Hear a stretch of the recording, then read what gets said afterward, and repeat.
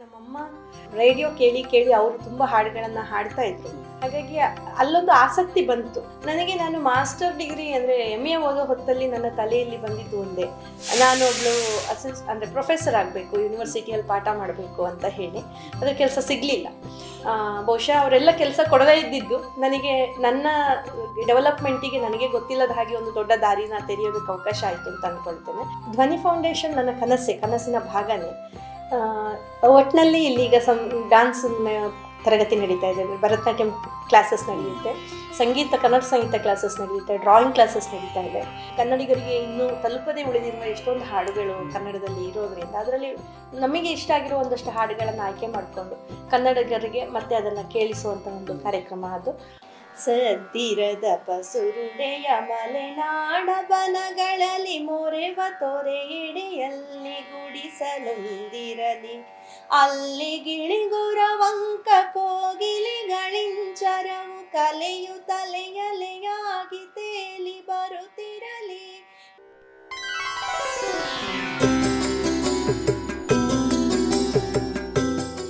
Hi, hello, ನಮಸ್ಕಾರ. ನೀವು ನೋಡ್ತಾ ಇರೋ ಫಿಲೋಸ್ ಮೀಡಿಯಾ ಅರ್ಪಿಸುವ ಸಾಧಕರ ಹಾದಿಯಲ್ಲಿ ವಿಶೇಷ ಕಾರ್ಯಕ್ರಮ. ನಾನು ಭರತೇಶ್, ದ್ವಿತೀಯ ವರ್ಷದ ಸ್ನಾತಕೋತ್ತರ ವಿದ್ಯಾರ್ಥಿ. ಇದು ನಮ್ಮ ಕಾರ್ಯಕ್ರಮ. ನಮ್ಮ ಜೊತೆ ಇದ್ದಾರೆ ಮೈಸೂರಿನ ಹೆಸರಾಂತ ಉದ್ಯಮಿ, ಗಾಯಕಿ, ಕಲೆ, ಸಾಹಿತ್ಯ ಇಷ್ಟಲ್ಲೂ ತಮ್ಮನ್ನು ತಾವು ತೊಡಗಿಸ್ಕೊಂಡಿರುವಂಥ ಶ್ವೇತಾ ಮಡಪಾಡಿ ಮೇಡಮ್. ನಮಸ್ತೆ ಮೇಡಮ್, ಕಾರ್ಯಕ್ರಮ ಸ್ವಾಗತ. ಮೇಡಮ್, ಮೊದಲನೇದಾಗಿ ನಿಮ್ಮ ಬಾಲ್ಯ ಶಿಕ್ಷಣದ ಬಗ್ಗೆ ಹೇಳೋದಾದರೆ ನೀವು ಮೂಲತಃ ಎಲ್ಲಿಯವರು, ಹೇಗೆ ಬಂದರು ಮೈಸೂರಿಗೆ ಅಂತ? ನಾನು ಮೂಲತಃ ನನ್ನ ತವ್ರ ಮನೆ, ತಂದೆ ಮನೆ ಇರೋದು ಕುಕ್ಕೆ ಸುಬ್ರಹ್ಮಣ್ಯ ಹತ್ರದ ವಾಲ್ತಾಜೆ ಅನ್ನುವಂಥ ಒಂದು ಊರಲ್ಲಿ, ಸುಳ್ಯ ತಾಲೂಕು ಬರುತ್ತೆ. ನನ್ನ ಬಾಲ್ಯದ ವಿದ್ಯಾಭ್ಯಾಸ ಒಂದು 4ನೇ ಕ್ಲಾಸ್ ತನಕ ಊರಿನ ಕಾಡಿನ ಒಂದು ಶಾಲೆಯಲ್ಲಿ ಆಯಿತು. ಅದಾದ ನಂತರದಲ್ಲಿ ಒಂದು ವರ್ಷ ಮತ್ತೆ ಒಂದು 4 ಕಿಲೋಮೀಟ್ರ್ ದೂರದ ಒಂದು ಶಾಲೆಯಲ್ಲಿ 5ನೇ ಕ್ಲಾಸ್ ಮುಗಿಸ್ದೆ. ಅದಾದಮೇಲೆ 6ರಿಂದ 10ನೇ ಕ್ಲಾಸ್ ತನಕ ನಮ್ಮ ತಂದೆ ಕುಂದಾಪುರದಲ್ಲಿ ಕೆಲಸ ಮಾಡ್ತಾಯಿದ್ರು. ಹಾಗೆ ಕುಂದಾಪುರಕ್ಕೆ ಹೋದೆ, ಅಲ್ಲಿ ತಲ್ಲೂರು ಅನ್ನೋ ಒಂದು ಊರಲ್ಲಿ ಆಯಿತು. ನಂತರ PUC ಸುಳ್ಯ ಮತ್ತೆ ವಾಪಸ್ ಬಂದೆ. ಸುಳ್ಯ ಟೌನಲ್ಲಿ ಒಂದು ಶಾರದಾ ವಿದ್ಯಾಲಯ ಅಂತ ಹೇಳಿ ಹೆಣ್ಮಕ್ಳ ಕಾಲೇಜ್ ಇತ್ತು, ಅಲ್ಲಿ ಓದಿದೆ. ಡಿಗ್ರಿ ಮಂಗಳೂರಲ್ಲಾಯಿತು, ಸಂದೇಶ ಫೈನ್ ಆರ್ಟ್ಸ್ ಕಾಲೇಜ್ ಅಂತ, ಫೈನ್ ಆರ್ಟ್ಸಲ್ಲಿ ಡಿಗ್ರಿ. ಆಮೇಲೆ ಮಾಸ್ಟರ್ಸಿಗೆ ಮತ್ತೆ ಮೈಸೂರಿಗೆ ಬಂದೆ. ಮೈಸೂರು ವಿಶ್ವವಿದ್ಯಾಲಯದಲ್ಲಿ ಜಾನಪದದಲ್ಲಿ MA ಮಾಡಿದೆ. ಆಮೇಲೆ ಬೆಂಗಳೂರಲ್ಲಿ ಕನ್ನಡ ಸಾಹಿತ್ಯದಲ್ಲಿ ನ್ಯಾಷನಲ್ ಕಾಲೇಜಲ್ಲಿ ಮಾಸ್ಟರ್ಸ್ ಮಾಡಿದೆ. ಅದಾದಮೇಲೆ PhD ನಂದು ಹಾವೇರಿ ಜಾನಪದ ಯೂನಿವರ್ಸಿಟಿಯಲ್ಲಾಯಿತು. ಹೀಗೆ ಎಜುಕೇಷನ್ನು ತುಂಬ ಬೇರೆ ಬೇರೆ ಕಡೆ ಹಂಚಿ ಹೋಗ್ಬಿಟ್ಟಿದೆ. ಕಲೆ, ಸಾಹಿತ್ಯ, ಸಂಗೀತ, ನಾಟಕದ ಬಗ್ಗೆ ಆಸಕ್ತಿ ಬಂದಿದೆ ಮೇಡಮ್? ಚಿಕ್ಕ ವಯಸ್ಸಿಂದ ಆಸಕ್ತಿ ಇತ್ತ ಹಿಂಗೆ ಅಂತ? ಹೌದು, ನನಗೆ ಅಂದರೆ ನಮ್ಮಮ್ಮ ರೇಡಿಯೋ ಕೇಳಿ ಕೇಳಿ ಅವರು ತುಂಬ ಹಾಡುಗಳನ್ನು ಹಾಡ್ತಾ ಇದ್ರು. ಕುವೆಂಪು, ಬೇಂದ್ರೆ, ಈ ಥರದ ತುಂಬ ಕನ್ನಡದ ಕವಿಗಳ ಹಾಡುಗಳು ಅವ್ರ ಬಾಯಲ್ಲಿದ್ವು. ಹಾಗಾಗಿ ಅವರಿಗಿದ್ದ ಆಸಕ್ತಿ ನನಗೆ ಕೇಳ್ತಾ ಕೇಳ್ತಾ ಅಮ್ಮ ಹಾಡುಗಳನ್ನು ಹೇಳ್ಕೊಡ್ತಾ ಇದ್ರು. ಸಣ್ಣವರಿರುವಾಗ ನಾವು ರೇಡಿಯೋ ಕೇಳ್ತಾ ಇದ್ವಿ ನಾವು ಕೂಡ. ಹಾಗಾಗಿ ಅಲ್ಲೊಂದು ಆಸಕ್ತಿ ಬಂತು. ಆದರೆ ನಮಗೆ ಕ್ಲಾಸಿಕಲ್ ಮ್ಯೂಸಿಕ್ ಆಗಲಿ, ಕ್ಲಾಸಿಕಲ್ ಡ್ಯಾನ್ಸ್ ಫಾರ್ಮ್ಸ್ ಆಗಲಿ ಕಲಿಯುವಂಥ ಅವಕಾಶ ನಮ್ಮ ಬಾಲ್ಯದಲ್ಲಿ ಇರಲಿಲ್ಲ. ಇದ್ರೂ ಅದಕ್ಕೆ ಬೇಕಾದಂಥ ಆರ್ಥಿಕ ವ್ಯವಸ್ಥೆ ಕೂಡ ಆಗ್ತಾ ಇರಲಿಲ್ಲ. ಕರ್ಕೊಂಡು ಬರೋದಕ್ಕೆ ನಮ್ಮ ಮನೆಯಲ್ಲಿ ಸಾಧ್ಯತೆ ಇರಲಿಲ್ಲ. ಈ ಎಲ್ಲ ಕಾರಣಗಳಿಂದ ಬಾಲ್ಯದಲ್ಲಿ ನನ್ನ ಕಲಾ ಕಲಿಕೆ ಆಗಲಿಲ್ಲ. ಆದರೆ ಅದಾದ ನಂತರ ನಂದು ಡಿಗ್ರಿ ಅಂದರೆ PUC ಹಂತದಲ್ಲಿ ಬಂದಾಗ ನಮ್ಮ ಊರಲ್ಲಿ ಯುವಜನ ಮೇಳಗಳು ಅಂತ ಸ್ಪರ್ಧೆಗಳು ನಡೀತಾ ಇದ್ವು. ಅದರಲ್ಲಿ ನಾನು ತುಂಬ ರೆಗ್ಯುಲರ್ ಆಗಿ ಭಾಗವಹಿಸ್ತಿದ್ದೆ. ಸ್ಟೇಟ್ ಲೆವೆಲ್ಗೆ ಎಲ್ಲ ನಮ್ಮ ತಾಲೂಕನ್ನು ರೆಪ್ರೆಸೆಂಟ್ ಮಾಡಿ ಪ್ರೈಸಸ್ ಎಲ್ಲ ತೊಗೊಂಡು ಬಂದಿದ್ದೆ. ಹಾಗೆ ಅಲ್ಲಿಂದ ಒಂದು ಸಪೋರ್ಟ್ ಸಿಕ್ತು ಫ್ಯಾಮಿಲಿ ಕಡೆಯಿಂದ ಕೂಡ. ನಮ್ಮ ತಂದೆ ತಾಯಿ ಎಲ್ಲ ತುಂಬ ನನಗೆ ಬೆನ್ನಿಗೆ ನಿಂತು ಸಪೋರ್ಟ್ ಮಾಡಿದ್ದಾರೆ. ಅದಾದಮೇಲೆ ಮತ್ತೆ ನಾನು ಫುಲ್ ಫ್ಲೆಡ್ಜೆಡ್ ಆಗಿ ನಾನು ಆ ಕಲೆಯಲ್ಲಿ ಮುಂದುವರಿಲಿಕ್ಕೆ ಸಾಧ್ಯ ಆಗಿದ್ದು ನನ್ನ ಡಿಗ್ರಿ ಸಂದೇಶ ಫೈನ್ ಆರ್ಟ್ಸ್ ಕಾಲೇಜ್ ಅಂತ ಮಂಗಳೂರಲ್ಲಿ ನಾನು ಜಾಯಿನ್ ಆದಲ್ಲಿಂದ. ಅಲ್ಲಿ ಫಾದರ್ ಡೆನ್ನಿಸ್ ದೇಸಾ ಅಂತ ಹೇಳಿ ನಮ್ಮ ನಿರ್ದೇಶಕರಿದ್ದರು. ಅವರು ನನಗೆ ತುಂಬ ಅಂದರೆ ಕಮ್ಮಿ ಫೀಸಲ್ಲಿ ನನಗೆ ಕಲೀಲಿಕ್ಕೆ ಅವಕಾಶ ಕೊಟ್ಟರು. ಇಲ್ಲಾಂದರೆ ನಾವು ಅಂಥದ್ದೊಂದು ಒಳ್ಳೆ ಕಾಲೇಜಲ್ಲಿ ಕಲಿಯೋದಕ್ಕೆ ಆರ್ಥಿಕವಾಗಿ ಸಾಧ್ಯತೆ ಆಗ್ತಿರಲಿಲ್ಲ. ಆದರೆ ಅವರು ನನಗೆ ಅವಕಾಶ ಮಾಡಿಕೊಟ್ರು. ಹಾಗೆ ಅಲ್ಲಿ ನಂದು ಡಿಗ್ರಿ ಭರತನಾಟ್ಯಂ ಜಾಯಿನ್ ಆದೆ. ನಾನು 3 ವರ್ಷ ಡಿಗ್ರಿಯಲ್ಲಿ ಭರತನಾಟ್ಯಂ ಜೊತೆಯಲ್ಲಿ ಪಾರ್ಟ್ ಟೈಮ್ ಆಗಿ ಸಂಗೀತ ಮತ್ತು ಚಿತ್ರಕಲೆಯನ್ನು ಕಲಿತಾ ಇದ್ದೆ.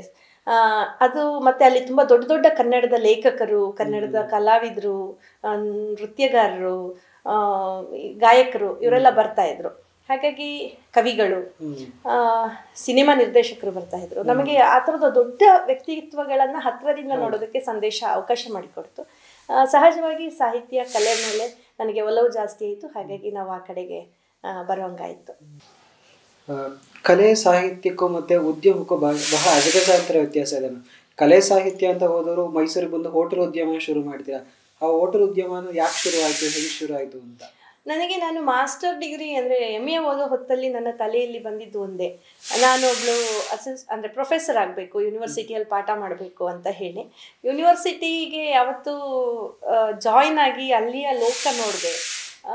ಅಲ್ಲಿ ನಿಜವಾದ ಪ್ರತಿಭೆಗಳಿಗೆ ಅವಕಾಶ ಕಮ್ಮಿ ಇತ್ತು ಅಂತ ನನಗೆ ಅನ್ನಿಸ್ಲಿಕ್ಕೆ ಶುರು ಆಯಿತು. ಆಮೇಲೆ ನನಗೆ ವೈಯಕ್ತಿಕವಾಗಿ ನನ್ನ 3 ಗೋಲ್ಡ್ ಮೆಡಲ್ಲು, ಮೊದಲ ರ್ಯಾಂಕ್ ಇತ್ತು, NET ಸರ್ಟಿಫಿಕೇಟ್ಗಳಿದ್ವು, KSET ಸರ್ಟಿಫಿಕೇಟ್ಗಳಿದ್ವು. ಬಟ್ ಯಾವುದೋ ಒಂದು ರಾಜಕೀಯನೋ ಏನೋ ಒಂದು ಅಲ್ಲಿರುವಂತಹ ಸಂದರ್ಭ ನನಗೆ ಪರ್ಮನೆಂಟ್ ಕೆಲಸ ಪೋಸ್ಟಿಂಗ್ ಮಾಡಲಿಕ್ಕೆ ಅವಕಾಶ ಆಗಲಿಲ್ಲ. ಸೊ ನನಗೆ ಅದು ತುಂಬ ಒಂದು ಥರದ ನಿರಾಶೆ ಆಯಿತು. ನಾವಿಷ್ಟೆಲ್ಲ ಓದಿದ್ದು, ಮತ್ತು ನಾನೊಬ್ಳು ತುಂಬ ಡೆಡಿಕೇಟೆಡ್ ಸ್ಟೂಡೆಂಟ್ ಆಗಿದ್ದೆ.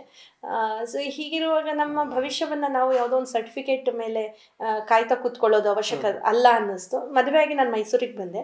ಮೈಸೂರಿಗೆ ಬಂದಾಗ ಎಲ್ಲ ಸರ್ಟಿಫಿಕೇಟ್ ತೋರಿಸ್ಬಿಟ್ಟು ತುಂಬ ದೊಡ್ಡ ದೊಡ್ಡ ಸಂಸ್ಥೆಗಳಲ್ಲಿ ಕೆಲಸ ಕೇಳಿದೆ, ಆದರೆ ಕೆಲಸ ಸಿಗಲಿಲ್ಲ. ಬಹುಶಃ ಅವರೆಲ್ಲ ಕೆಲಸ ಕೊಡದೇ ಇದ್ದಿದ್ದು ನನಗೆ ನನ್ನ ಡೆವಲಪ್ಮೆಂಟಿಗೆ ನನಗೆ ಗೊತ್ತಿಲ್ಲದ ಹಾಗೆ ಒಂದು ದೊಡ್ಡ ದಾರಿನ ತೆರೆಯೋದಕ್ಕೆ ಅವಕಾಶ ಆಯಿತು ಅಂತ ಅಂದ್ಕೊಳ್ತೇನೆ. ಹಾಗಾಗಿ ಇದೆಲ್ಲ ಕ್ಷೇತ್ರವನ್ನು ಅಂದರೆ ಸ್ಪೆಷಲಿ ಟೀಚಿಂಗನ್ನು ಬಿಟ್ಟು ನಾನು ಇನ್ನೇನಾದರೂ ಯೋಚನೆ ಮಾಡ್ಬೋದಾ ಅಂತ ಅಂದಾಗ ನನ್ನ ಯಜಮಾನರು ನಾವು ಕೂತ್ಕೊಂಡು ಅವರು ಫೋಟೋಗ್ರಫಿ ಮಾಡ್ತಾಯಿದ್ರು. ಹಾಗಾಗಿ ಅವರಿಗೂ ಎಲ್ಲೋ ಅಲ್ಲಿ ಸ್ವಲ್ಪ ಅಂದರೆ ಕಾಂಪಿಟಿಷನ್ ಜಾಸ್ತಿ ಆಯಿತು, ಸ್ಪರ್ಧೆಗಳು ಫೋಟೋಗ್ರಫಿ ಫೀಲ್ಡಲ್ಲಿ ಜಾಸ್ತಿ ಆಯಿತು. ಹಾಗಾಗಿ ಬೇಡ, ನಾವು ಹೊಸದಾಗಿ ಏನನ್ನಾದರೂ ಶುರು ಮಾಡೋಣ ಅಂತ ತುಂಬ ಆರ್ಥಿಕವಾದ ಮುಗ್ಗಟ್ಟನ್ನು ನಾವು ಆ ದಿನಗಳಲ್ಲಿ ಎದುರಿಸೋಕೆ ಶುರು ಮಾಡಿದ್ವಿ. ಹಾಗಾಗಿ ಹೋಟೆಲ್ ಉದ್ಯಮವನ್ನು ನಾವು ಆಯ್ಕೆ ಮಾಡ್ಕೊಂಡ್ವಿ. ಒಂದು ಹೋಟೆಲ್ ಶುರು ಮಾಡಿದ್ವಿ ಮೈಸೂರಲ್ಲಿ, ಬ್ರಾಹ್ಮಿನ್ಸ್ ಕೆಫೆ ಅಂತ ಹೇಳಿ. ಅವರು ಮಹಿಳೆಯಾಗಿ ಉದ್ಯಮ ನಡೆಸೋದು ಇವತ್ತಿನ ಪರಿಸ್ಥಿತಿ ಎಷ್ಟು ಚಾಲೆಂಜ್ ಅಂತ ಅನ್ಸುತ್ತೆ ಮ್ಯಾಮ್? ತುಂಬ ಚಾಲೆಂಜಸ್ ಇದೆ. ಯಾವುದೇ ಕ್ಷೇತ್ರ ಆದ್ರೂ ಉದ್ಯಮ ಕ್ಷೇತ್ರ ಅದು ಚಾಲೆಂಜಿಂಗ್ ಕ್ಷೇತ್ರಗಳೇ ಆಗಿರುತ್ತೆ, ಅದರಲ್ಲೂ ಹೋಟೆಲ್ ತುಂಬಾ. ಆದರೆ ನಾನು ಆರಂಭದಲ್ಲಿ ಹೋಟೆಲ್ಗೆ ತುಂಬ ನಾನು ಸಮಯ ಕೊಡ್ತಾ ಇದ್ದೆ. ಕಾರಣ ಏನಂದರೆ ನನಗಾಗಲಿ ನನ್ನ ಯಜಮಾನರಿಗಾಗಲಿ ಹೋಟೆಲ್ ಅನ್ನೋದು ಹೊಸ ಫೀಲ್ಡ್ ಆಗಿತ್ತು. ನಾನು ಪಾಠ ಮಾಡ್ಕೊಂಡಿದ್ದವಳು ಇಡ್ಲಿ ವಡೆ ಮಾರುವಂಥ ಒಂದು ಸಂದರ್ಭ ಬಂತು. ಅವರು ಕ್ಯಾಮ್ರಾ ಹಿಡ್ಕೊಂಡಿದ್ದವರು ಹೋಟೆಲಲ್ಲಿ ಉಳಿಬೇಕಾಯಿತು. ಸೊ ಇದು ಮತ್ತು ಪೂರ್ತಿ ನಮ್ಮ ಸಂಪೂರ್ಣ ಹಗಲು ರಾತ್ರಿಗಳನ್ನು ಆ ಕ್ಷೇತ್ರ ಕೇಳ್ತಾರೆ. ಅದು ಯಾವುದೇ ಕ್ಷೇತ್ರದಲ್ಲಿ ನಾವು ಯಶಸ್ಸನ್ನು ನೋಡಬೇಕು ಅಂತಂದರೆ ನಮ್ಮ ಇಡೀ ಹಗಲು ರಾತ್ರಿಗಳನ್ನು ಅಲ್ಲಿ ನಾವು ಡೆಡಿಕೇಟ್ ಮಾಡಬೇಕಾಗತ್ತೆ. ಹಾಗಾಗಿ ಆರಂಭದ ಒಂದು 3 ವರ್ಷ ನಾನು ನನ್ನ ಸಂಪೂರ್ಣ ಸಮಯವನ್ನು ಹೋಟೆಲ್ಗೆ ಮೀಸಲಿರಿಸಿದ್ದೆ. ಯಜಮಾನರಿಗೆ ಟೆನ್ಷನ್ ಆಗೋದು, ಸುಸ್ತಾಗೋದು, ಮುಂದೆ ಏನು ಅನ್ನೋದು, ಅದು ಅಲ್ಲಿ ದಿನನಿತ್ಯ ಚಾಲೆಂಜಸ್. ಯಾಕಂದರೆ ಹೋಟೆಲ್ ಅಂತಂದರೆ ಅಲ್ಲಿ ಅತ್ಯಂತ ಕಡಿಮೆ ಓದಿರುವ ಒಂದು ವರ್ಗ ಕೂಡ ನಮ್ಮ ಜೊತೆ ಕೆಲಸ ಮಾಡಿರುತ್ತೆ. ಅಂದರೆ ಅವರಿಗೆ ಅವರ ಬಡತನ, ಅವರ ಕಷ್ಟಗಳು, ಅದು ಅವರನ್ನು ತುಂಬ ಒಂದು ರೀತಿಯಲ್ಲಿ ಬೇಗ ಉದ್ವೇಗಕ್ಕೊಳಗಾಗುವಂಥ ಸ್ಥಿತಿಯನ್ನೆಲ್ಲ ಕ್ರಿಯೇಟ್ ಮಾಡುತ್ತೆ ಈ ಕಾರ್ಮಿಕ ವರ್ಗ ಏನಿದೆ ಹೋಟೆಲಲ್ಲಿರೋರು. ಹಾಗಾಗಿ ಅವರ ಜೊತೆಗೆ ನಾವು ಸಮಾಜವನ್ನು ಬೇರೆ ದೃಷ್ಟಿಕೋನದಿಂದ ನಾವು ಗಮನಿಸಿರ್ತೇವೆ. ತುಂಬ ಎಜುಕೇಟೆಡ್ ವರ್ಗದ ಜೊತೆಗೆ ನಾವು ಕಮ್ಯುನಿಕೇಟ್ ಮಾಡಿರ್ತೇವೆ. ಸೊ ಸಡನ್ಲಿ ಹೋಟೆಲ್ ಅನ್ನೋ ಕ್ಷೇತ್ರಕ್ಕೆ ಬಂದ ತಕ್ಷಣ ಇಲ್ಲಿ ಕಾರ್ಮಿಕ ವರ್ಗದ ಜೊತೆಗೆ ನಾವು ಕೋಆರ್ಡಿನೇಷನಲ್ಲಿ ಕೆಲಸ ಮಾಡುವಂಥದ್ದು ಬಹಳ ದೊಡ್ಡ ಚಾಲೆಂಜ್. ಅದು ಇವತ್ತಿದ್ದವ್ರು ನಾಳೆ ಬರಲ್ಲ, ಸುಳ್ಳುಗಳು ಅಲ್ಲಿ ಸಹಜ ಅನ್ನುವ ಹಾಗೆ ನಡೀತಾ ಇರುತ್ತೆ. ಸೊ ಹಾಗಾಗಿ ನಂಬಿಕೆಗೆ ಅಲ್ಲಿ ಆಲೋಚನೆ ಅಂದರೆ ಜಾಗ ಕಮ್ಮಿ ಯಾವುದೇ ಕ್ಷೇತ್ರದಲ್ಲಾದ್ರೂ. ಕಾರ್ಮಿಕರ ದೊಡ್ಡ ಕೊರತೆಯನ್ನು ಎಲ್ಲ ಕ್ಷೇತ್ರಗಳು ಕೂಡ ಎದುರಿಸ್ತಾ ಇರ್ತವೆ. ಹಾಗಾಗಿ ದಿನನಿತ್ಯದ ಚಾಲೆಂಜಸ್ಸನ್ನು ಫೇಸ್ ಮಾಡೋದು ಬಹಳ ದೊಡ್ಡ ವಿಷಯ ಅದು. ಆದರೆ ನಾನು ಮತ್ತು ನನ್ನ ಯಜಮಾನರ ಮಧ್ಯೆ ಒಂದು ವಿಶೇಷವಾದಂಥ ಒಂದು ಹೊಂದಾಣಿಕೆ ಇದೆ. ಒಬ್ರಿಗೊಬ್ರು ಪರಸ್ಪರ ಬೆನ್ನು ಕೊಟ್ಟು ಹೆಗಲು ಕೊಟ್ಟು ನಾವು ನಿಲ್ಲೋದ್ರಿಂದಾಗಿ ನಮ್ಮ ಯಶಸ್ಸು ಹೋಟೆಲಲ್ಲಿ ನಿಂತಿದೆ ಅಂತ ನಾನು ಅಂದುಕೊಳ್ತೀನಿ. ಮ್ಯಾಮ್, ಬಡತನದಿಂದ ಬಂದಿಂದ ಹೇಳಿದ್ರಿ, ಅಂದರೆ ಲೆಕ್ಚರ್ಸ್ ಎಲ್ಲ ದುಡ್ಡು ಕೊಟ್ಟು ಓದಿಸಿದ್ರು ಅಂತ. ಅಷ್ಟೊಂದು ಮೀರಿ ಇವತ್ತಿಗೆ ಒಂದು ಸ್ಟ್ರಾಂಗ್ ವುಮೆನ್ ಆಗಿ ನಿಂತು ಇವತ್ತಿನ ಹೆಣ್ಮಕ್ಳಿಗೆ ಹೇಳಬೇಕು ಅಂದ್ರೆ ಏನು ಹೇಳ್ತೀರಾ ಮ್ಯಾಮ್, ಸ್ಫೂರ್ತಿ ಆಗಲಿಕ್ಕೆ? ಆ್ಯಕ್ಚುಲಿ ಬಡತನ ಅನ್ನೋದು ಒಂದು ಬದುಕಿನ ಭಾಗ ಆಗಿದ್ದರೆ ಬದುಕು ಚೆಂದ ಇರುತ್ತೆ ಅಂತ ನಾನು ಯಾವಾಗಲೂ ಅಂದುಕೊಳ್ಳೋದು. ನಿಮಗೆ ಅತ್ಯಂತ ಶ್ರೀಮಂತ ಹಿನ್ನೆಲೆಯಿಂದ ಬಂದಿರುವ ಎಷ್ಟೋ ಮಕ್ಕಳಿಗೆ ಬಡತನದ ಅನುಭವ ಇರುವುದಿಲ್ಲ. ಮತ್ತು ಬಡತನ ನಮ್ಮ ಒಳಗೆ ಹುಟ್ಟು ಹಾಕುವ ಕಿಚ್ಚು, ಅಂದರೆ ನಮ್ಗೆ ಏನನ್ನೋ ಸಾಧಿಸ್ಬೇಕು ಅನ್ನೋ ಒಂದು ಹುರುಪು, ಉತ್ಸಾಹ, ಇದನ್ನು ನಾವು ಒಂದು ಶ್ರೀಮಂತ ಮಗುವಿಂದ ನಾವು ಅವರ ಮನಸ್ಸಲ್ಲಿ ಅದನ್ನು ಹುಟ್ಟಾಕೋದು ಭಾಳ ಕಷ್ಟ. ಯಾಕಂದರೆ ಬಡತನ ಅನ್ನೋದು ಅದೊಂದು ಅನುಭವ ಅಷ್ಟೆ. ಹಾಗಾಗಿ ಆ ಅನುಭವವನ್ನು ಯಾರು ಹೊಂದಿರ್ತಾರೆ ಅವರೇ ಬದುಕಲ್ಲಿ ಬಹಳ ಮುಂದಕ್ಕೆ ಬರೋದು. ಅವರಿಗೆ ಯಾವ ಬದುಕಿನ ಪಾಠಗಳು ಬೇಕಾಗಿಲ್ಲ. ಬಡತನ ಒಂದು ಕಲಿಸುವ ಪಾಠವೇ ಅದು ಬಹಳ ದೊಡ್ಡ ದೊಡ್ಡದಕ್ಕೆ ಪ್ರೇರೇಪಣೆ ಕೊಡುತ್ತೆ. ಹಾಗಾಗಿ ನನಗೆ ಅನಿಸುತ್ತೆ, ಯಾರು ಬಡತನವನ್ನು ಹೊಂದಿರ್ತಾರೆ ಆ ಬಡತನವನ್ನು ಅನುಭವಿಸ್ಬೇಕು. ಬಡತನದಲ್ಲಿ ಏನು ನಮಗೆ ಇಲ್ಲ ಅದನ್ನು ನಾವು ದುಡಿದು ನಮ್ಮ ಕಾಲ ಮೇಲೆ ನಾವು ನಿಂತ ಕಾಲಘಟ್ಟದಲ್ಲಿ ನಾವು ಅದನ್ನು ಸಂಪಾದಿಸಬೇಕು ಅನ್ನುವಂಥ ಒಂದು ಗುರಿ ಛಲವನ್ನು ನಾವು ನಮ್ಮೊಳಗೆ ರೂಢಿಸ್ಕೋಬೇಕು. ಸೊ ನಮ್ಮ ಬಡತನ ನಮ್ಮನ್ನು ನಾವು ಗಿಲ್ಟ್ ಮಾಡಿ, ಅಂದರೆ ಏನು ಕಡಿಮೆ ಎಂತ ಹೇಳ್ತೇವೆ, ನಿರುತ್ಸಾಹರನ್ನಾಗಿ ಮಾಡಿಕೊಳ್ಳುವುದಕ್ಕೆ ಅವಕಾಶ ಮಾಡಿಕೊಡದೇನೆ ಇದರಿಂದ ನಾನು ದೊಡ್ಡದನ್ನ ಗೇನ್ ಮಾಡಬೇಕು. ನಿಮಗೆ ತುಂಬಾ ಉದಾಹರಣೆಗಳಿದಾವೆ. ಎಷ್ಟೊಂದು ದೊಡ್ಡ ದೊಡ್ಡ ಪೊಲೀಸ್ ಆಫೀಸರ್ಸ್ ಇರ್ಬೋದು, ಅಥವಾ ಜಡ್ಜ್ಗಳಿರ್ಬೋದು, ಅಥವಾ ದೊಡ್ಡ ದೊಡ್ಡ ಸಾಧಕರು ಅವರ ಹಿನ್ನೆಲೆಯಲ್ಲಿ ಒಂದು ಬಡತನದ ಎಳೆಯನ್ನು ನೋಡಿರ್ತಾರೆ. ಹಾಗಾಗಿ ಬಡತನ ಅನ್ನೋದು ನಾನು ಅಂದುಕೊಳ್ಳೋ ಹಾಗೆ ಅದು ಒಂದು ಶಾಪ ಅಲ್ಲ, ಅದೊಂದು ವರ ಅಂತ ಯಾವತ್ತೂ ನಾನು ಅಂದ್ಕೋತೇನೆ. ಮತ್ತು ಆ ಸಂದರ್ಭದಲ್ಲಿ ಅದು ಕಷ್ಟ ಅನ್ಸುತ್ತೆ, ಆದ್ರೆ ಅದನ್ನ ಹೊತ್ತಲ್ಲಿ ಅನುಭವಿಸಿ ಮುಂದಕ್ಕೆ ಬರಬೇಕು ಅನ್ನುವಂಥ ಒಂದು ಛಲವನ್ನ ಮನಸ್ಸಲ್ಲಿ ಇಟ್ಟುಕೊಂಡ್ರೆ ಅದು ಮುಂದಕ್ಕೆ ಅದೊಂದು ವರವಾಗಿ ಪರಿಣಮಿಸುತ್ತೆ ಅಂತ ನನ್ಗೆ ಅನ್ಸುತ್ತೆ. ಇತ್ತೀಚೆಗೆ ಧ್ವನಿ ಫೌಂಡೇಶನ್ ಅಂತ ಶುರು ಮಾಡಿ, ಆ ಕನಸು ಹುಟ್ಟಿದ ಹೇಗೆ? ಹೌದು, ನಾನು ಧ್ವನಿ ಫೌಂಡೇಶನ್ ನನ್ನ ಕನಸಿನ ಭಾಗನೇ. ನಾನು ಸಂದೇಶದಲ್ಲಿ ಓದ್ತಾ ಇದ್ದ ಹೊತ್ತಲ್ಲಿ ಸಂದೇಶ ಬಹಳ ಸಾಂಸ್ಕೃತಿಕವಾಗಿ ಸಮೃದ್ಧತೆಯನ್ನು ಹೊಂದಿದ್ದಂಥ ಒಂದು ಪ್ಲೇಸ್ ಆಗಿತ್ತು, ಅದೊಂದು ಸಂಸ್ಥೆ ಆಗಿತ್ತು. ಅಲ್ಲಿ ನಾನು ಹೇಳಿದ ಹಾಗೆ ಒಂದು 10-15 ಕ್ಲಾಸ್ ರೂಮ್ಸ್ ಇದ್ರೆ ಒಂದೊಂದು ಕ್ಲಾಸ್ ರೂಮಲ್ಲಿ ಒಂದೊಂದು ಥರದ ಸಂಗೀತದ ಅಲೆ ಕೇಳ್ಬರ್ತಾ ಇತ್ತು. ಒಂದು ಕಡೆ ತಬಲಾ ನುಡಿಸ್ತಾ ಇದ್ರು, ಇನ್ನೊಂದು ಕಡೆ ಭರತನಾಟ್ಯಂ ಹೆಜ್ಜೆ ಸದ್ದು ಕೇಳಿಸೋದು, ಇನ್ನೊಂದು ಕಡೆ ತಾಳ ಕೇಳಿಸೋದು, ಕರ್ನಾಟಕ ಸಂಗೀತದ ಹಾಡು ಕೇಳಿಸೋದು. ಸೊ ಇನ್ನೊಂದು ಕಡೆ ವೆಸ್ಟರ್ನ್ ಮ್ಯೂಸಿಕ್ ಕೇಳಿಸೋದು. ಸೊ ನನಗೆ ಅದು ಆವಾಗ ಇದೊಂದು ಎಂಥ ಲೋಕ, ಎಷ್ಟು ಸುಂದರವಾದ ಲೋಕದ ಒಳಗೆ ನಾ ಇದ್ದೇನೆ ಅಂತ ಅನ್ಸೋದು ನನಗೆ. ಅದನ್ನ ಅನುಭವಿಸ್ತಾ ಇದ್ದ ಹಾಗೆ ನಮ್ಮ ತಂದೆ ಒಂದು ಬಾಲಕಾರ್ಮಿಕ ಸಂಸ್ಥೆಯಲ್ಲಿ ಕೆಲಸ ಮಾಡ್ತಾ ಇದ್ರು. ನಾನು ಡಿಗ್ರಿಗೆ ಬರಕ್ ಮುಂಚೆ ನನ್ನ ಹೈಸ್ಕೂಲ್ ವಯಸ್ಸಲ್ಲಿ ಆವಾಗ ಅವರು ಕೆಲಸ ಮಾಡ್ತಿದ್ದ ಸಂಸ್ಥೆಯಲ್ಲಿ ತುಂಬಾ ಜನ ಬಾಲಕಾರ್ಮಿಕ ಮಕ್ಕಳುಗಳು ಆ ಸಂಸ್ಥೆಯೊಳಗೆ ಬಂದು ಆಸರೆ ಪಡೆದು ಅವ್ರ ಕಾಲ ಮೇಲೆ ಅವ್ರು ನಿಲ್ಲುವ ಒಂದು ತಯಾರಿಯಲ್ಲಿದ್ರು. ನನ್ನ ಬಾಲ್ಯದಲ್ಲಿ ನೋಡಿದ ಆ ಲೋಕ ಮತ್ತು ಆಮೇಲೆ ನೋಡಿರುವಂತಹ ಸಾಂಸ್ಕೃತಿಕ ಲೋಕ ಏನಿದೆ ಸಂದೇಶದ್ದು, ಅದು ಬಹಳ ಒಂದು ರೀತಿಯಲ್ಲಿ ನನ್ನ ಮನಸ್ಸೊಳಗಡೆಗೆ ಬಹಳ ವಿಶೇಷವಾದಂಥ ಭಾವನೆಗಳನ್ನು ಸೃಷ್ಟಿ ಮಾಡಿತ್ತು. ಅಂದರೆ ನಾನು ಸಮಾಜಕ್ಕೆ ಕೆಲಸ ಮಾಡಬೇಕು, ಸಾಂಸ್ಕೃತಿಕವಾದ ಒಂದು ಹೊಸ ಲೋಕವನ್ನು ಕಟ್ಟಬೇಕು, ನನ್ನ ಸುತ್ತಮುತ್ತಲೂ ಒಂದು ಸಾಂಸ್ಕೃತಿಕವಾದ ಲೋಕ ಕೆಲಸ ಮಾಡಬೇಕು ಅಂತ ಹೇಳಿ, ಜೊತೆಗೆ ಕಷ್ಟದಲ್ಲಿರುವಂಥ ಹೆಣ್ಣು ಮಕ್ಕಳಿಗೆ, ಕಷ್ಟದಲ್ಲಿರುವಂಥ ಮಕ್ಕಳಿಗೆ ಪೂರಕವಾಗಿ ನಾವು ಕೆಲಸ ಮಾಡುವ ಹಾಗೆ ನಾವು ಒಂದು ಸಂಸ್ಥೆ ಕಟ್ಟಬೇಕು ಅನ್ನೋದು, ಅದು ನಮ್ಮ ತಂದೆ ಕೂಡ ಅದು ಆ ಕನಸಿನ ಹಿಂದೆ ಇದ್ದಾರೆ. ಇಲ್ಲ ಇಂಥದ್ದು ಮಾಡಬೇಕು ನೀನು ಅಂತ. ಅದರ ಭಾಗವಾಗಿ ನಾವು PUCಯಲ್ಲಿ ಮಾಸ್ಟರ್ ಡಿಗ್ರಿಯಲ್ಲಿರುವ ಹೊತ್ತಲ್ಲಿ ನಮ್ಮ ತಂದೆ ಒಂದು ಮುಡುಪಡಿ ಕಲ್ಚರ್ ಅಂಡ್ ಎಜುಕೇಶನ್ ಟ್ರಸ್ಟ್ ಅಂತ ಒಂದು ಸಂಸ್ಥೆಯನ್ನ ದುಡ್ಡಿಲ್ಲದೆ ಇದ್ದ ಕಾಲದಲ್ಲೂ ಹೇಗೋ ದುಡ್ಡನ್ನ ಹೊಂದಿಸಿ ಒಂದು ರಿಜಿಸ್ಟ್ರೇಷನ್ ಮಾಡಿಸಿದ್ವಿ.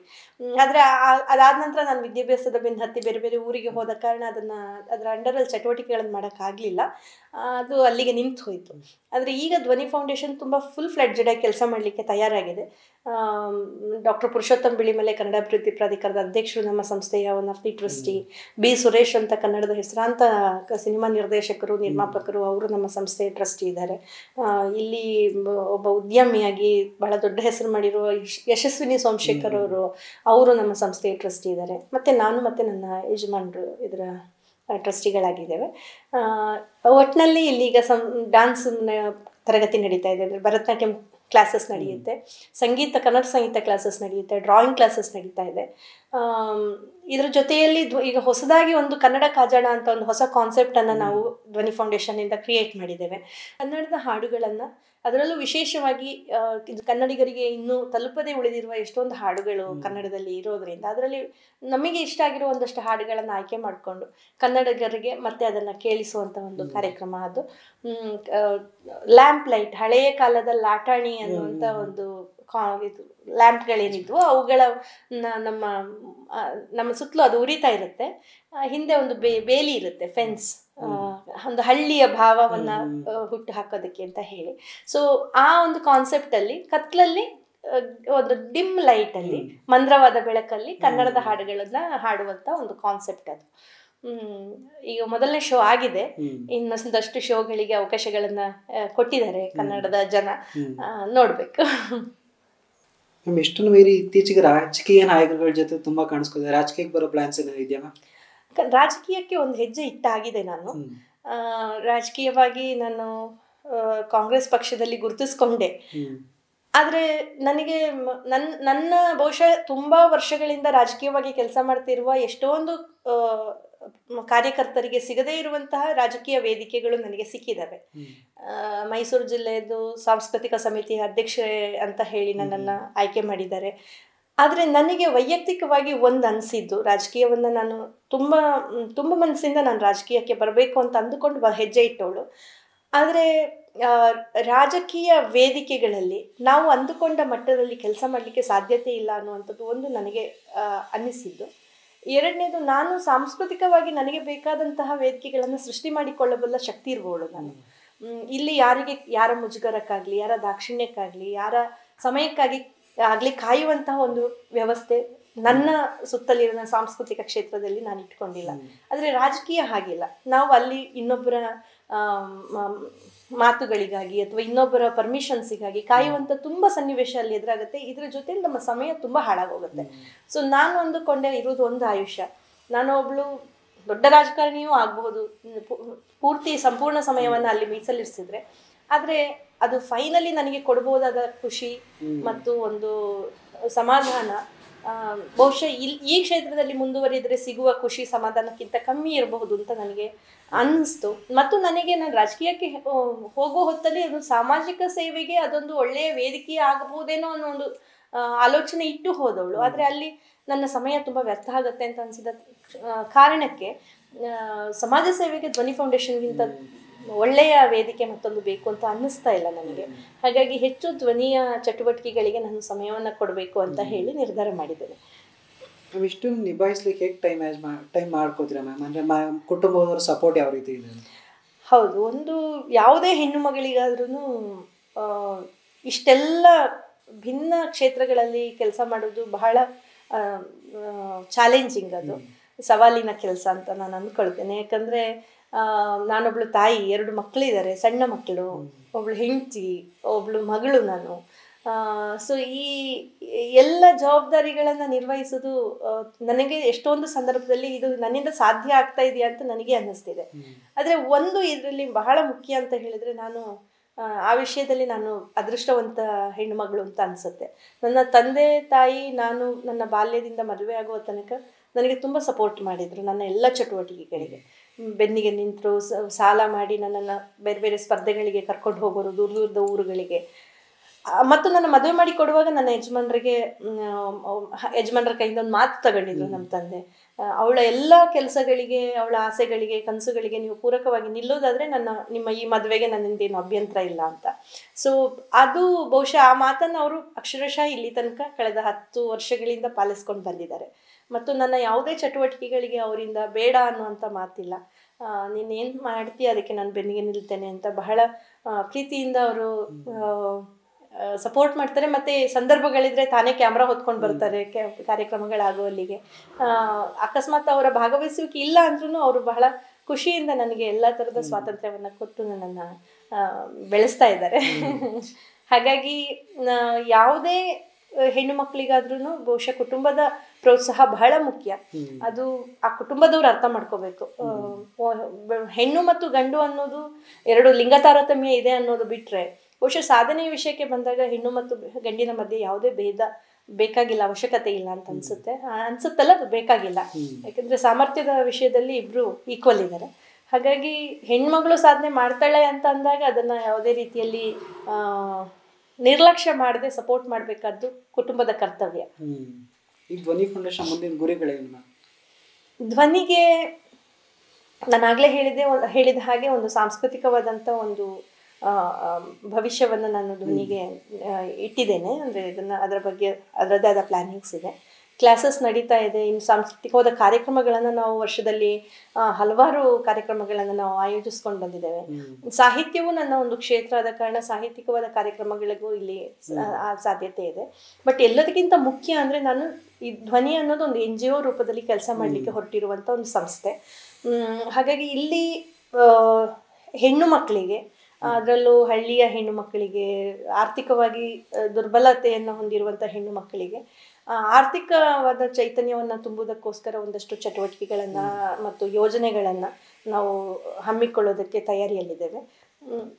ಮತ್ತು ಪೌರಕಾರ್ಮಿಕ ಮಕ್ಕಳಿಗೆ ಸಂಬಂಧಪಟ್ಟ ಹಾಗೆ ಇರ್ಬೋದು, ಅಥವಾ ಬಡತನದಲ್ಲಿರುವ ಮಕ್ಕಳುಗಳಿಗೆ ಅವರ ಭವಿಷ್ಯಕ್ಕೆ ಬೇಕಾಗಿರುವಂತಹ ಒಂದಷ್ಟು ಹೊಸ ಆಲೋಚನೆಗಳನ್ನು ಮಾಡೋದಕ್ಕೆ ಧ್ವನಿ ತಯಾರಿಯಲ್ಲಿದೆ. ನಮ್ಮದೇ ಒಂದು ಟೀಮ್ ಕಟ್ಟಿಕೊಳ್ಬೇಕಾಗಿದೆ. ಒಂದು 4-5 ಜನ ನಮ್ಮ ಜೊತೆಗೆ ಅವರೇ ಖುಷಿಯಿಂದ ಕೆಲಸ ಮಾಡ್ತಾ ಇದ್ದಾರೆ. ಇವಾಗ ಬೇರೆ ಬೇರೆ ಸಂಸ್ಥೆಗಳಲ್ಲಿ ಕೆಲಸ ಮಾಡಿರುವ ಅನುಭವ ಇರುವಂಥ ಹುಡುಗರು ನಮ್ಮ ಜೊತೆಗಿದ್ದಾರೆ.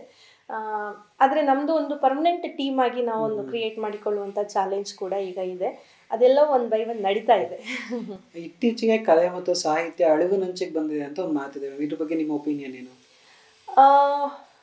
ಅಳಿವಿನ ಅಂಚಿಗೆ ಅಂತಂದರೆ ಜಾನಪದಕ್ಕೆ ಸಂಬಂಧಪಟ್ಟ ಹಾಗೆ ನನಗೆ ಅನಿಸೋದು, ಜಾನಪದದ ಮೂಲದಲ್ಲಿ ಬದಲಾವಣೆಗಳಾಗಿದ್ದಾವೆ. ಈಗ ಭೂತಾರಾಧನೆ ಅಂತಂದರೆ ಭೂತಾರಾಧನೆ ಇವತ್ತಿಗೂ ನಡೀತಾ ಇದೆ, ಆದರೆ ಅದರ ರೂಪದಲ್ಲಿ ಬದಲಾವಣೆಗಳಾಗಿದ್ದಾವೆ.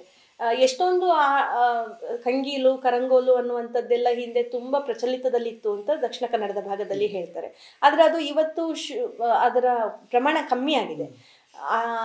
ಅದೇ ಕ್ಲಾಸಿಕಲ್ ಫಾರ್ಮ್ಸಿಗೆ ಬಂದರೆ classical music, classical dance, specially example ಹೇಳೋದಾದರೆ ಇದು ಭರತನಾಟ್ಯಮು, ಕರ್ನಾಟಕ ಸಂಗೀತ, ಇವುಗಳು ಹೆಚ್ಚಾಗಿವೆ. ಅಂದರೆ ಹೆಚ್ಚು ಯುವಜನರು ಅದರ ಕಡೆಗೆ ಆಸಕ್ತಿ ವಹಿಸ್ತಾ ಇದ್ದಾರೆ. ಆದರೆ ಹಿಂದೆ ಇದ್ದ ಹಾಗೆ ಪರಂಪರಾಗತವಾಗಿ ಅದನ್ನು ತುಂಬ ಏನು ಹೇಳೋದು, ಅದೊಂದು ವಿದ್ಯೆ ಮತ್ತು ಅದರಲ್ಲಿ ನಾವು ಆರ್ಥಿಕವಾದಂಥ ಆಲೋಚನೆಗಳನ್ನು ಇಟ್ಟುಕೊಳ್ಳದೆ ಬೆಳೆಸುವಂಥ ಒಂದು ಮನಸ್ಥಿತಿ ಇವತ್ತಿಗಿಲ್ಲ. ಅದು ಒಂದು ಕಮರ್ಷಿಯಲ್ ಮಾದರಿಯಲ್ಲಿ ಬದಲಾವಣೆಯನ್ನು ಕಂಡಿರುವಂಥದ್ದಂತೂ ಅದು ಸತ್ಯ. ಅದು ಅಂದರೆ ಆರ್ಥಿಕತೆಯ ಮೂಲವಾಗಿ ಕಲೆಯನ್ನು ನಿರ್ಮಾಣ ಮಾಡಿಕೊಳ್ಳುವಂಥ ಸ್ಥಿತಿಯಲ್ಲಿ ಬದಲಾವಣೆಗಳಾಗಿದ್ದಾವೆ. ಅದನ್ನು ನಾವು ತಪ್ಪು ಅಂತಲೂ ಹೇಳಲಿಕ್ಕಾಗೋದಿಲ್ಲ. ನನ್ನ ಪ್ರಕಾರ ಒಂದು ಸಮಾಜ ಅಂತಂದರೆ ಅದು ನಿರಂತರ ಬದಲಾವಣೆಗಳಿಗೆ ಒಳಗಾಗ್ತಾನೆ ಇರುತ್ತೆ. ಸೊ ಕಾಲಕ್ಕೆ ಸಂದರ್ಭಕ್ಕೆ ಅನುಗುಣವಾಗಿ ಈ ಬದಲಾವಣೆಗಳನ್ನು ಬೇಕೋ ಬೇಡವೋ ನಾವು ಕಾಣ್ತಾ ಹೋಗ್ತೇವೆ. ಹಾಗಾಗಿ ಅದಕ್ಕೆ ನಾವು ಅದನ್ನು ಸಾಧ್ಯ ಆದಷ್ಟು ಗಟ್ಟಿಯಾಗಿ ಹಿಡಿದಿಡುವಂಥ ಕೆಲಸವನ್ನು ಮಾಡೋದೊಂದು ನಮ್ಮ ಕರ್ತವ್ಯ ಅಷ್ಟೆ. ನಾವು ಅದನ್ನು, ಯಾಕಂದರೆ ಎಲ್ಲರಿಗೂ ಅವರವರ ಬದುಕಿನ ದಾರಿ ಬಹಳ ಮುಖ್ಯ ಇರೋದ್ರಿಂದ ಅದನ್ನು ಆರ್ಥಿಕವಾದ ಬಳಕೆಗೆ ಬಳಸ್ಕೋತಾರೆ ಅಂತಂದರೆ ನಾವು ಅದನ್ನು ಪ್ರಶ್ನಿಸುವ ಹಾಗಿಲ್ಲ. ಹಾಗೆ ಸ್ಟೂಡೆಂಟ್ಗಳ ಮನಸ್ಥಿತಿಗಳ ಬಗ್ಗೆ ಮಾತಾಡೋದಾದ್ರೆ, ಹೊಸ ಮಕ್ಕಳ ಅಂದರೆ ನೀವು ಹೇಳ್ತಿರೋದು ಯಂಗ್ಸ್ಟರ್ಸ್, ಇವತ್ತಿನ ಜನರೇಷನ್ ಯೂತ್ಸ್ ತುಂಬಾ ಡಿಮೋಟಿವೇಟ್ ಆಗ್ತಿದ್ದಾರೆ, ತುಂಬಾ ಸೂಸೈಡ್ ಕಡೆ ಗಮನ ಕೊಡ್ತಿದ್ದಾರೆ. ಅಂದ್ರೆ ಕಲೆ ಸಾಹಿತ್ಯ ಅಂತ ಯಾರು ಅರ್ಸ್ ಬರೋದೇ ಇಲ್ಲ ಅಂತಾರೆ ಇವತ್ತಿನ ಮಕ್ಳುಗಳು. ಅಂಥದ್ರಲ್ಲಿ ಅಂದ್ರೆ ಹೆಂಗ್ ಸಾಧ್ಯ ಆಗುತ್ತೆ, ಮಕ್ಕಳು ಬರ್ತಾರಾ ಏನು ಅಂತ? ಇಲ್ಲ, ತರಗತಿಗಳಿಗೆ ಈಗ ನನ್ನ ಧ್ವನಿ ಫೌಂಡೇಶನ್ಗೆ ಈಗ ಮಕ್ಕಳುಗಳು ಅಡ್ಮಿಷನ್ ಆಗ್ತಾ ಇದ್ದಾರೆ. ಅಥವಾ ಎಲ್ಲ ಕಡೆಯೂ ಕೂಡ ಕಲೆಯ ಬಗ್ಗೆ ಮಕ್ಕಳು ಬರ್ತಾರೆ. ಕಾರಣ ಏನಂದರೆ, ನನ್ನ ಮಗು ಭರತನಾಟ್ಯಂ ಕಲಿಬೇಕು, ಸಂಗೀತ ಕಲಿಬೇಕು ಅನ್ನೋದು ಅಪ್ಪ ಅಮ್ಮನ ಆಸೆ ಆಗಿರುತ್ತೆ. ಹಾಗಾಗಿ ಅವರು ಸಮಯ ಇದ್ದರೆ ಖಂಡಿತವಾಗಿ ಮಕ್ಕಳನ್ನ ಕರ್ಕೊಂಡು ಬರ್ತಾರೆ, ಜಾಯಿನ್ ಮಾಡ್ತಾರೆ, ಮಾಡಿಸ್ತಾರೆ, ಇದೆಲ್ಲ ಇದೆ. ಆದರೆ ನೀವು ಮೊದಲನೇ ಪ್ರಶ್ನೆ ನೀವು ಏನು ಕೇಳಿದ್ರಿ, ಈ ಇತ್ತೀಚಿನ ಕಾಲದಲ್ಲಿ ಯೂತ್ಸು ತುಂಬ ಡಿಮೋಟಿವೇಟ್ ಆಗ್ತಾ ಇದ್ದಾರೆ. ನನ್ನ ಪ್ರಕಾರ ಕಳೆದ 15 ವರ್ಷಗಳಿಂದ ಎಜುಕೇಷನ್ ಸಿಸ್ಟಮ್ ಕರ್ನಾಟಕದಲ್ಲಿ ಅಥವಾ ಭಾರತದಲ್ಲಿ ತುಂಬ ಭಿನ್ನವಾದಂಥ ನೆಲೆಯಲ್ಲಿ ಬದಲಾವಣೆ ಆಗಿದೆ. ಅಂದರೆ ಒಂದು ಏನು ಹೇಳೋದು, ಶಿಫ್ಟ್ ಆಗಿದೆ. ಹಿಂದೆ ನಾವು ಓದುವ ಕಾಲದಲ್ಲಿ ಕನ್ನಡ ಮೀಡಿಯಂ ಶಾಲೆಗಳಿದ್ವು, ಮತ್ತು ತುಂಬ ಅಲ್ಲಿ ನಮಗೆ ಸ್ವಾತಂತ್ರ್ಯ ಇತ್ತು, ಖುಷಿ ಇತ್ತು. ನಾವು ಅಲ್ಲಿ ನಾಟಕ ಮಾಡ್ತಿದ್ವಿ, ಹಾಡು ಹೇಳ್ತಾ ಇದ್ವಿ. ನಮಗೆ ವಿದ್ಯಾಭ್ಯಾಸ ಅನ್ನೋದು ಒಂದು ಪಾಸ್ ಆದರೆ ಸಾಕು ಅನ್ನೋ ಹಾಗಿತ್ತು. ತುಂಬ ಚೆನ್ನಾಗಿ ಓದಬೇಕು ಅನ್ನೋ ಮಕ್ಕಳು ಚೆನ್ನಾಗಿ ಓದ್ತಾ ಇದ್ರು. ಆದರೆ ನಮಗೆ ಅಲ್ಲಿ ರಿಸ್ಟ್ರಿಕ್ಷನ್ಸ್ ಇರಲಿಲ್ಲ. ಇಷ್ಟು % ಬರಬೇಕು, ಇಲ್ಲ ಅಂದರೆ ನಿನಗೆ ಕಷ್ಟ ಕೊಡ್ತೇವೆ, ಕಷ್ಟ ಆಗುತ್ತೆ, ನಮ್ಗೆ ಕಷ್ಟ ಆಗುತ್ತೆ ಅನ್ನೋ, ಅಂದರೆ ನನಗೆ ಕಷ್ಟ ಆಗುತ್ತೆ ಅನ್ನೋ ಒಂದು ಶಾಲೆಯ ಬರ್ಡನನ್ನು, ಮ್ಯಾನೇಜ್ಮೆಂಟ್ ಬರ್ಡನನ್ನು ಮಕ್ಕಳ ಮೇಲೆ ಹೇರುವಂಥದ್ದು ಇತ್ತೀಚೆಗೆ ನಡೀತಾ ಇದೆ. ಇದು ಕಳೆದ ಕೆಲವು ವರ್ಷಗಳಿಂದ ನಡೀತಾ ಇದೆ. ಅಪ್ಪ ಅಮ್ಮನಿಗೆ ನನ್ನ ಮಗು ಇಂಜಿನಿಯರ್ ಆಗಬೇಕು, ಡಾಕ್ಟರ್ ಆಗಬೇಕು ಅನ್ನೋ ಕನಸೇ ದೊಡ್ಡದಾಗಿದೆ. ನಿಮ್ಗೆ ಯಾಕೆ ಒಬ್ಬ ಇಂಜಿನಿಯರೋ ಡಾಕ್ಟ್ರೋ ಫೈನಲ್ ಸ್ಟೇಜಲ್ಲಿ ಹೋಗಿ ಅವನು ಎಲ್ಲ ಕನಸನ್ನು ನನಸು ಮಾಡಿಕೊಂಡ ನಂತರ ಸುಸೈಡ್ಗೆ ಹೋಗ್ತಾನೆ ಅಂತಂದರೆ, ಆ ಎಜುಕೇಷನ್ ಸಂದರ್ಭದಲ್ಲಿ ನೀನು ಇದಾಗುವಂತ ಮಾತ್ರ ಅವರು ಫೋರ್ಸ್ ಮಾಡ್ತಿದ್ರೆ ಹೊರತು ಇದಾದ ಮೇಲೆ ಹೇಗೆ ಬದುಕು ಅಂತ ಹೇಳ್ತಾ ಇರಲಿಲ್ಲ. ಇವತ್ತಿಗೂ ಕೂಡ ಎಜುಕೇಷನ್ ಇನ್ಸ್ಟಿಟ್ಯೂಷನ್ಸು ನೀನು ಇಂಜಿನಿಯರ್ ಆಗಿ ಹೇಗೆ ಬದುಕು ಅಂತ ಹೇಳ್ಕೊಡೋದಿಲ್ಲ, ಇಂಜಿನಿಯರ್ ಆಗಿ ಹೇಗೆ ಸಂಪಾದನೆ ಮಾಡು ಅಂತ ಹೇಳ್ಕೊಡುತ್ತೆ. ಡಾಕ್ಟರ್ ಆಗಿ ಹೇಗೆ ಬದುಕು ಅಂತ ಹೇಳ್ಕೊಡೋದಿಲ್ಲ. ಅಂದರೆ ಬದುಕುವುದಕ್ಕೆ ಬೇಕಾದಂಥ ಒಂದು ಶಕ್ತಿಯನ್ನು, ಚೈತನ್ಯವನ್ನು, ಗಟ್ಟಿತನವನ್ನು ವಿದ್ಯಾಭ್ಯಾಸ ಮತ್ತು ಎಜುಕೇಷನ್ ಇನ್ಸ್ಟಿಟ್ಯೂಷನ್ಸ್ ಫೀಡ್ ಮಾಡಬೇಕಾದ್ದು ಬಹಳ ದೊಡ್ಡ ಕೆಲಸ. ಮೈಸೂರಲ್ಲಿ ಅರಿವು ಅನ್ನುವಂಥ ಒಂದು ಶಾಲೆ ಇದೆ. ಆ ಶಾಲೆಯಲ್ಲಿ ಮಕ್ಕಳಿಗೆ ಯಾವುದೇ ಥರದ ಪ್ರೆಷರ್ ಇಲ್ಲ. ಗೌರ್ಮೆಂಟ್ ಸ್ಕೂಲಲ್ಲಿ ಎಜುಕೇಷನ್ ಸಿಸ್ಟಮ್ ಹೇಗಿತ್ತು ಹಾಗಿನ ಒಂದು ಸಿಸ್ಟಮ್ ಇದೆ. ಅದರಲ್ಲಿ ಯಾವುದೇ ಎಜುಕೇಷನ್ ಕ್ವಾಲಿಟೀಸ್ ಕಮ್ಮಿ ಆಗಿಲ್ಲ. ತುಂಬ ಸ್ಟ್ಯಾಂಡರ್ಡ್ ಆದ ಎಜುಕೇಷನ್ ಸಿಗ್ತಾ ಇದೆ ಮಕ್ಕಳಿಗೆ.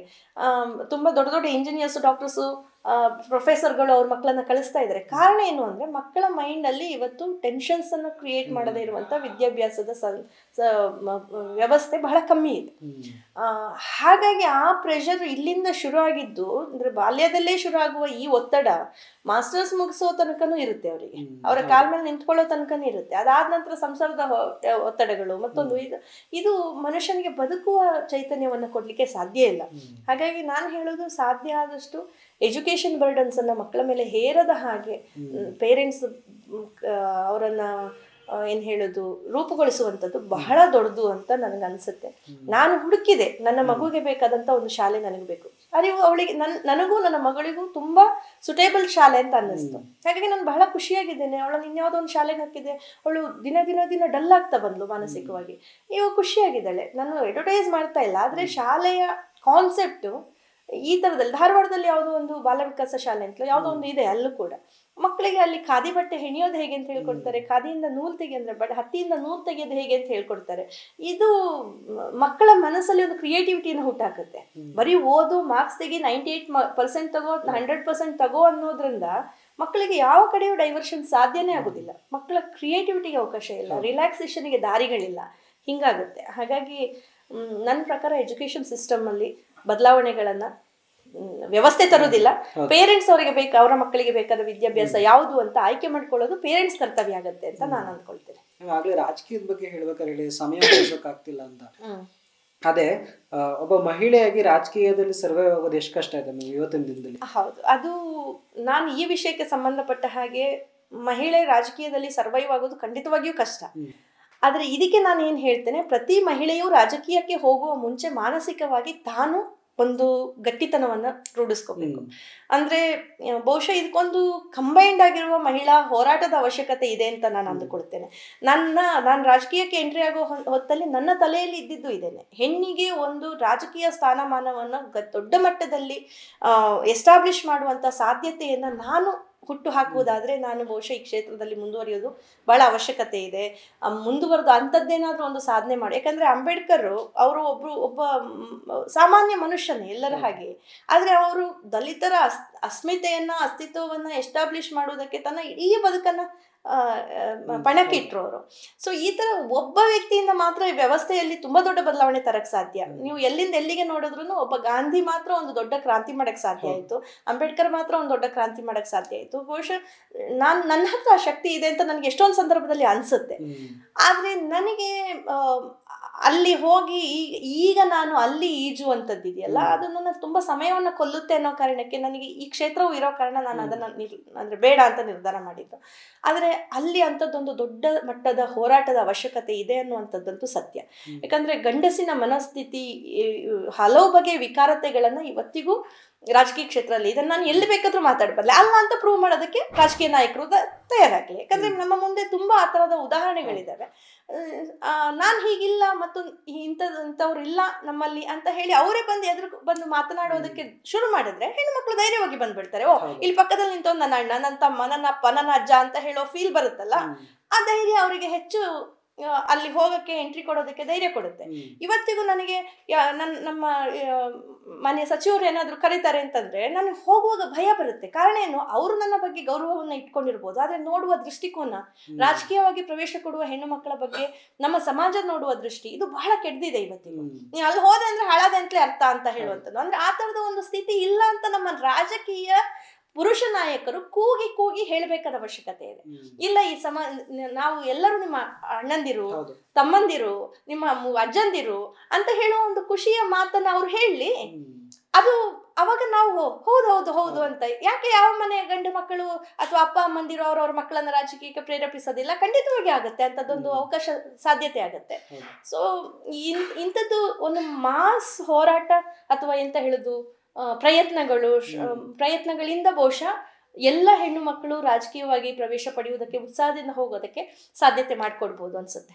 ಸದ್ದಿರದ ಪಸುರುಡೆಯ ಮಲೆನಾಡ ಬನಗಳಲ್ಲಿ ಮೊರೆವ ತೊರೆಯೆಡೆಯಲ್ಲಿ ಗುಡಿಸಲೊಂದಿರಲಿ. ಸದ್ದಿರದ ಪಸುರುಡೆಯ ಮಲೆನಾಡ ಬನಗಳಲ್ಲಿ ಮೊರೆವ ತೊರೆಯೆಡೆಯಲ್ಲಿ ಗುಡಿಸಲೊಂದಿರಲಿ.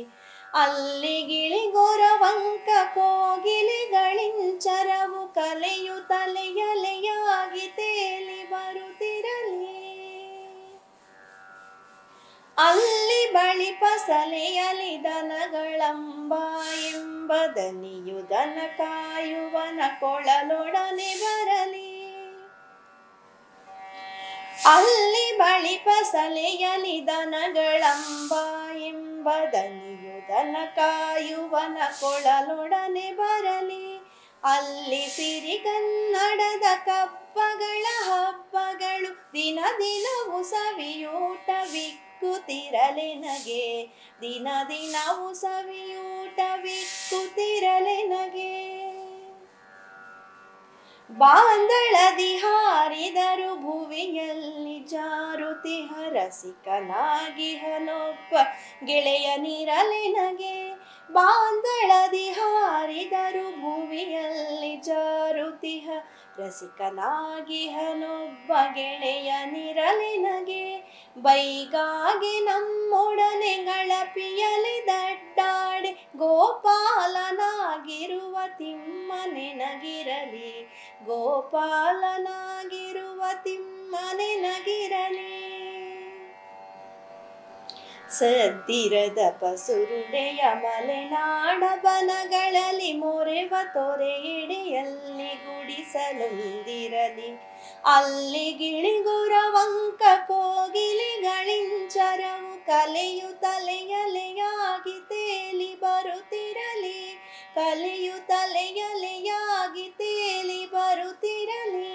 ಕಲೆಯು ತಲೆಯಲೆಯಾಗಿ ತೇಲಿ ಬರುತ್ತಿರಲಿ.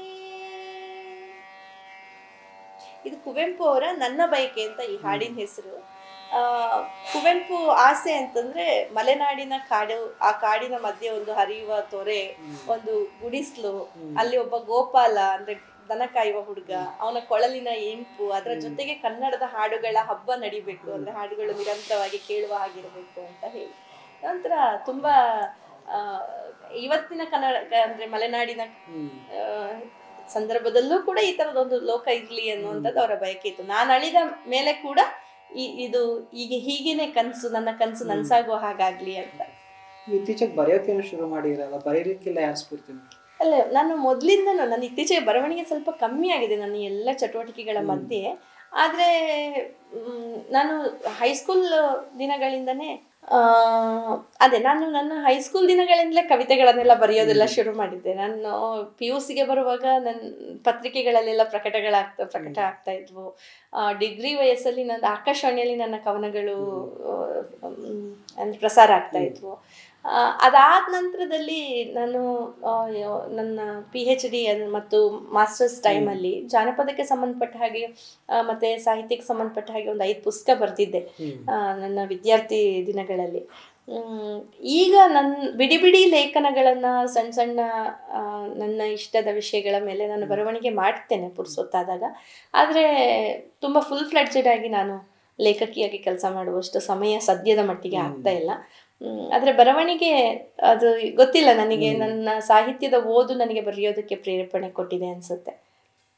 ಒಟ್ಟಾರೆ ಕಲೆ, ಸಾಹಿತ್ಯ, ಸಂಗೀತ, ಗಾಯನ, ಉದ್ಯಮ ಇಷ್ಟನ್ನು ತಗೊಂಡ್ರೆ ನಿಮಗೆ ಅತಿ ಪ್ರೀತಿ ಕೊಡೋ ವಿಷಯ ಆಗುತ್ತೆ?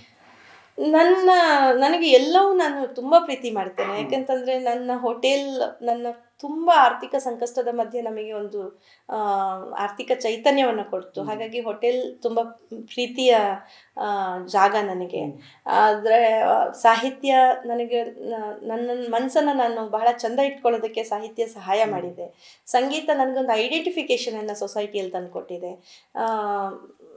ಅದೇ ನನ್ನ ಎಲ್ಲ ಕ್ಷೇತ್ರವನ್ನು ನಾನು ಅತ್ಯಂತ ಪ್ರೀತಿಯಿಂದ ಮತ್ತು ನಿಷ್ಠೆಯಿಂದ ನಾನು ಆ ಕ್ಷೇತ್ರದಲ್ಲಿ ಕೆಲಸ ಮಾಡ್ತೇನೆ. ಹಾಗಾಗಿ ಬಹುಶಃ ಎಲ್ಲ ಕ್ಷೇತ್ರದಲ್ಲೂ ನನಗೊಂದು ಸಣ್ಣ ನ್ಯಾಯ ದೊರಕಿದೆ ಅಂತ ನಾನು ಅಂದುಕೊಳ್ತೇನೆ. ನಾನು ಎಷ್ಟು ಕೆಲಸ ಮಾಡಿದ್ದೇನೆ ಅದರಲ್ಲಿ ಅಷ್ಟಕ್ಕೆ ಸರಿಯಾದ ಒಂದು ನ್ಯಾಯ ನನಗೆ ದಕ್ಕಿದೆ ಅಂತ ನಾನು ಅಂದುಕೊಳ್ತಿದ್ದೇನೆ. ಬಟ್ ಅದು ಇನ್ನು ಮುಂದಕ್ಕೆ ಅದನ್ನು ಬೆಳೆಸ್ಕೊಂಡು ಹೋಗೋದು ಒಂದು ಚಾಲೆಂಜ್ ಇದೆ, ಅದನ್ನು ನಿಭಾಯಿಸ್ಬೇಕಷ್ಟೆ. ನೋಡಿರಲ್ಲ, ಇದಾಗಿತ್ತು ಶ್ವೇತಾ ಮಂಡಪಾಡಿ ಅವರ ಸಾಧನೆಯ ಹಾದಿ. ಇಂಥದೇ ಮತ್ತೋರ್ವ ಸಾಧಕರೊಂದಿಗೆ ಬರ್ತೀವಿ. ಅಲ್ಲಿವರೆಗೂ ನೋಡ್ತಾ ಇರಿ ಫಿಲೋಸ್ ಮೀಡಿಯಾ.